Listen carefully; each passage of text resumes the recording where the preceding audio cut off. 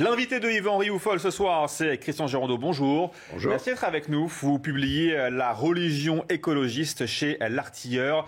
Le livre s'affiche actuellement sur l'écran. Pourquoi avoir invité M. Girondeau ce soir?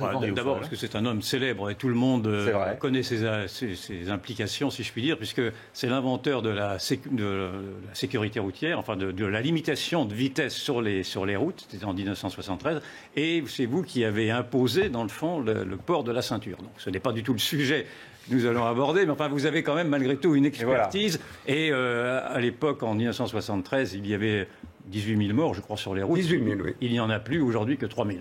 Donc vous avez quand même été un bienfaiteur de l'humanité. Mais ce n'est pas du tout pour vous flatter, mais c'est simplement pour présenter le personnage. Le personnage est intéressant à un autre point de vue, c'est qu'il fait partie des rares personnes qui n'arrive pas d'ailleurs à être entendu, et je suis ravi qu'il ait accepté de venir, et qui dénonce l'imposture, dans le fond, de l'idéologie écologiste, et qui dénonce les mensonges organisés de cette idéologie, qui sont des mensonges qui sont cautionnés aujourd'hui par l'ensemble des gouvernements, par l'ONU, et par l'ensemble des gouvernements, et singulièrement par le gouvernement français. Ma première question était de savoir comment vous aviez recueilli les alarmes apocalyptiques du GIEC, c'est-à-dire le groupement d'experts pour le climat. Je ne sais pas exactement ce que le groupement d'experts intergouvernemental sur le climat, qui nous annonce l'apocalypse, qui nous annonce la montée des eaux, qui nous annonce des réchauffements. Alors Libération lundi ou mardi a fait sa une en disant qu'au Canada, effectivement, il y avait une canicule qui est montée jusqu'à 50 degrés, quasi 50 degrés, et que cela présageait de ce que nous allions subir, et avec la caution du GIEC, etc. Donc voilà, je voulais savoir si vous cautionnez ce discours anxiogène, ce discours de la peur, ou si vous y voyez des excès, et lesquels? Oh, j'y vois des mensonges. Mais tellement de mensonges qu'à la limite, je ne saurais pas par où commencer. Mais vous en avez évoqué un, la montée des eaux. Le rapport qui a fuité la semaine dernière, c'est tout récent, mais qui ne fait que reproduire les rapports précédents, nous indique que des centaines de millions de personnes vont être chassées des zones côtières, que des îles vont disparaître parce que la mer va monter de 10 mètres et qu'il faut s'y préparer. Alors, je l'ai cru, moi aussi, au départ, jusqu'au moment où j'ai été regarder les rapports, les fameux rapports que personne ne regarde. Et je me suis aperçu d'une chose, la mer ne monte pas. Alors, vous allez me prendre un peu pour quelqu'un d'original.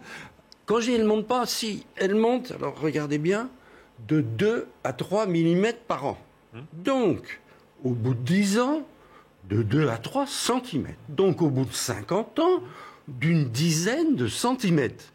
Voilà ce que nous dit la vérité. C'est beaucoup quand même, non? Alors tout dépend comment on regarde les choses. Il faut quand même savoir que dans la baie du Mont-Saint-Michel, entre la marée basse et la marée haute, il y a 15 mètres. Ouais. Il faut savoir que quand il y a des tempêtes, couramment, les vagues ont 10 mètres. Alors elles vont avoir 2 cm ou 3 cm de plus. C'est une plaisanterie. Une hausse de cette hauteur-là, c'est pas un tsunami. C'est même pas une vaguelette. C'est un frisé. Pourquoi ce discours apocalyptique? Pourquoi ce discours effrayant? Parce qu'il s'inscrit... Que rechercherait, dans le fond, le GIEC à vouloir faire peur systématiquement? Il s'inscrit... Et quelle est son expertise, dans le fond, également? Alors, je reviendrai tout à l'heure sur l'expertise pour vous montrer à quel point il est faussé. Mais, au départ, vous avez un phénomène de nature religieuse. Vous avez des gens qui sont persuadés que l'homme étant mauvais, c'est leur conviction, ne peut faire que des catastrophes. Par exemple, émettre du CO2, c'est forcément mauvais, puisque l'homme étant mauvais, c'est mauvais. Et qu'ensuite, on va aller à la catastrophe, on va aller à des inondations, à une élévation de la température. C'est une conviction profonde qui n'est pas nouvelle dans l'histoire de l'humanité. Il y a toujours des gens qui ont eu cette vision pessimiste des choses. Mais ce qui est nouveau, c'est que cette conviction, elle a pris le pouvoir aux Nations Unies. Et on en a toutes les preuves. Il y a 50 ans, il y a un Canadien qui a créé un ministère de l'écologie aux Nations Unies. Et puis, quelques années après, il a créé le GIEC. Il s'appelle Maurice Strong. Personne ne le connaît. Mais ce qu'on sait, c'est qu'il a présidé à Rio, en 1992, ça va faire 30 ans, un congrès mondial sur le climat, où il a annoncé à tout le monde qu'on allait à la catastrophe.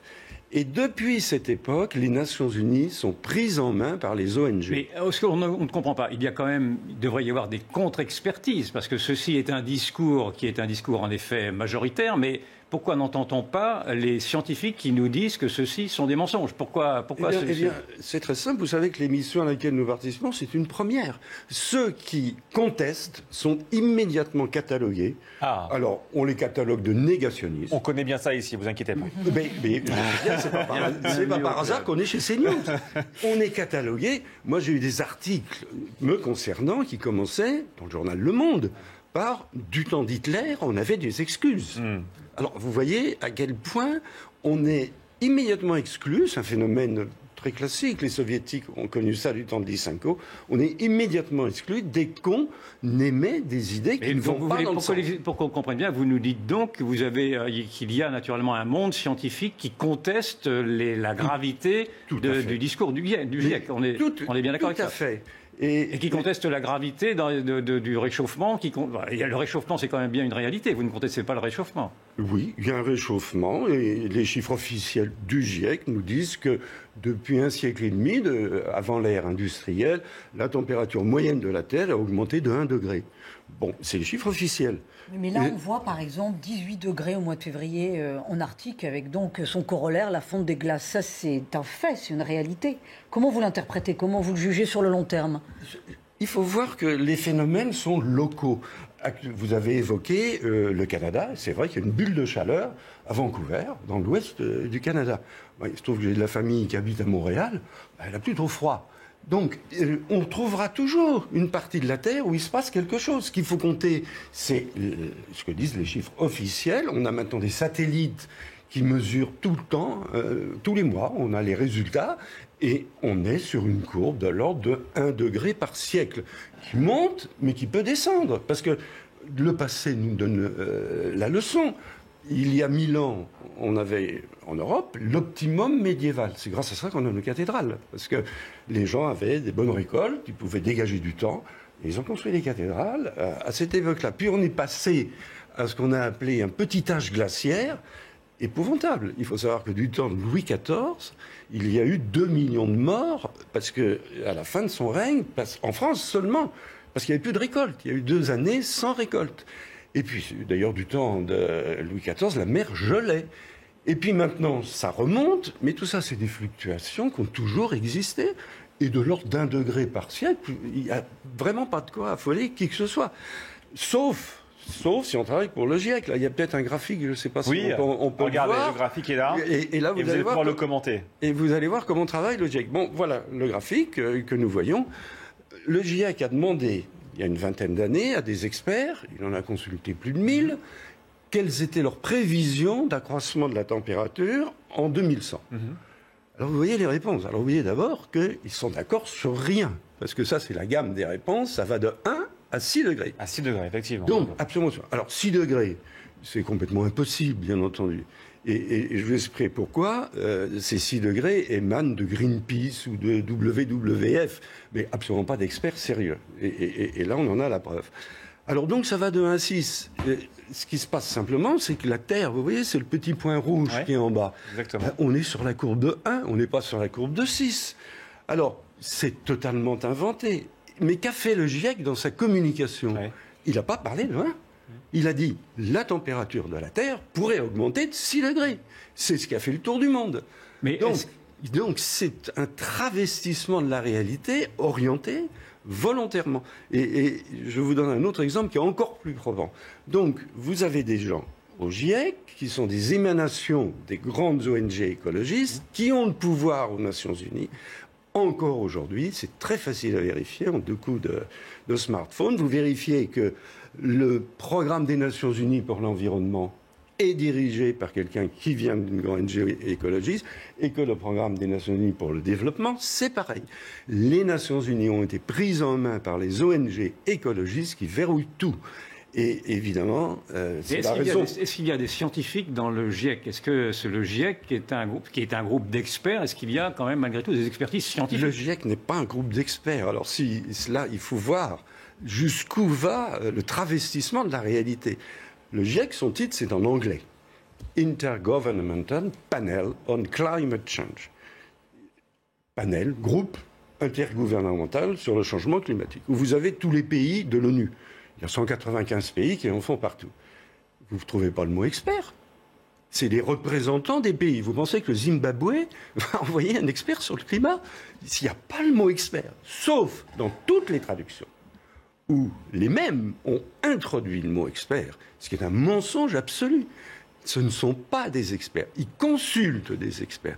Mais le bureau du GIEC, c'est composé de représentants à moitié pays développés et pays en voie de développement. Donc vous avez des représentants de l'Uruguay, la Mongolie, de la Suisse, etc., qui sont des ambassadeurs, qui sont, pour la plupart, qui n'ont aucune expertise. Je termine là-dessus. Le président précédent du GIEC, il était ingénieur des chemins de fer. C'est très bien. Le président actuel, il est économiste. C'est très bien. Ils ne connaissent rien en climat. Ils consultent, ils font semblant de consulter des experts. Je vais montrer comment on fait. On les consulte et on ne met dans le communiqué que ce qui vous arrange, c'est-à-dire ce que vous pensiez avant de consulter les experts. Et les experts, ils ne servent à rien, sauf à une chose, avoir leur signature sur le rapport. Et après, vous n'allez quand même pas contester ce que disent 1200 experts. Mais quand vous nous dites que l'écologisme est devenu une religion, on comprend bien c'était ce système de croyance qui se moque un peu des faits. Mais est-ce qu'il n'y a pas plutôt, au-delà de la religion, un aspect politique? Parce que quel est le but, dans le fond, de cette panique généralisée, sinon de montrer que la croissance du monde occidental, la croissance des pays industrialisés est le fauteur de troubles, si je puis dire, et que l'Occident devient, si je poursuis les lignes pour aller vite, que l'Occident est coupable du réchauffement climatique. Est-ce qu'il n'y a pas cette analyse politique à faire également? Cette analyse politique est parfaitement exacte. J'inverserai les facteurs. Je pense qu'au départ, ce sont des gens qui sont convaincus de la nocivité de l'homme. C'est la base. Et qu'ils en déduisent ensuite ce que vous venez de dire est parfaitement exact. Autrement dit, c'est un mouvement plutôt de nature religieuse. L'homme est mauvais, ce qu'il fait ne peut être que mauvais, donc repentons-nous et faisons le contraire. Alors, il y a un exemple qui, pour moi, est absolument central. Il y a 10 ans, le GIEC a provoqué une réunion, comme il sait le faire, un grand rapport. Ils ont mis 2 ans, ils ont consulté plus de 1000 experts. La question posée était quelle est la part des énergies dans les besoins de la planète qui peuvent être fournis par les énergies renouvelables. Une question centrale, parce que si on n'utilise plus le pétrole, il faut remplacer par quelque chose. La réponse, on la connaît, c'est 10%. Alors, je vais vous dire pourquoi. Parce qu'avec les éoliennes, les panneaux photovoltaïques, qu'est-ce qu'on fait? On fait de l'électricité. L'électricité, c'est 20%, 22% pour l'Union européenne de la consommation d'énergie. L'essentiel de l'énergie, c'est quand on va rouler en voiture, quand on se chauffe avec du gaz naturel, c'est pas l'électricité. Et que peuvent faire les énergies renouvelables dans ces 20% de production électrique? Au grand maximum, la moitié. Parce que quand il n'y a pas de vent, quand il n'y a pas de soleil, il n'y a rien. Donc, les énergies renouvelables peuvent fournir 10%. C'est clair, les experts vous le confirmeront. Sauf que on attendait les conclusions du GIEC. Et le président du GIEC de l'époque a dit, et ça vous pouvez le vérifier, la science a parlé, les énergies renouvelables pourront fournir 80% de l'énergie de la planète. Comment est-ce qu'on est passé de 10 à 80%? Alors, généralement, on ne sait pas qui fait ces scénarios. Mais là, on l'a su. C'est un Allemand qui a fait ce scénario sur 164 scénarios. C'est le seul qui disait ça. C'est le seul dont on a parlé, 80%. Il s'appelle le docteur Sven Teske. Et il a 4 caractéristiques. Premièrement, il est lead author du rapport. Auteur-leader. Quelqu'un de respectable. Deuxièmement, il travaille pour l'industrie européenne du photovoltaïque et des éoliennes. Bon, chacun peut faire ce qu'il veut. Troisièmement, il est coordinateur, ça c'est très important, mondial de Greenpeace pour le climat. C'est donc Greenpeace. Quatrièmement, il n'était pas du tout docteur. Il n'avait aucun titre. Et ça, on le vérifie. Il suffit de taper son nom sur Internet. Vous vérifiez. Il n'avait aucun titre. Donc c'est quelqu'un qui n'avait aucun titre, qui représentait Greenpeace, qui a inventé ce chiffre de 80%, qui a été repris par le GIEC en disant la science a parlé. Et ça, c'est parfaitement typique de leur méthode. Il nous reste une minute d'émission. Ah bon, nous avions invité Jean de Kervasdoué, que vous devez connaître, qui lui aussi a un discours disruptif. Oui. Mais ce que je ne comprends pas, c'est que vous soyez si peu, dans le fond, à dire ces choses et pourquoi vous n'êtes pas entendu? Est-ce que vous êtes aussi peu nombreux que ceci ou est-ce qu'il y a vraiment des scientifiques qui portent ce contre-discours et pourquoi, en effet, n'arrivez-vous pas à émerger dans le débat public? C'est un totalitarisme des idées, c'est pas nouveau dans l'histoire de la planète. Ceux qui ont des idées qui ne vont pas avec la doxa sont éliminés. Je peux vous citer des dizaines de livres identiques au moins, peut-être un peu moins, au mien, mais peut-être un peu moins bien, mais qui existent en français, en anglais, en allemand, partout. Mais vous vous heurtez au mur de dire, mais vous n'êtes pas crédible.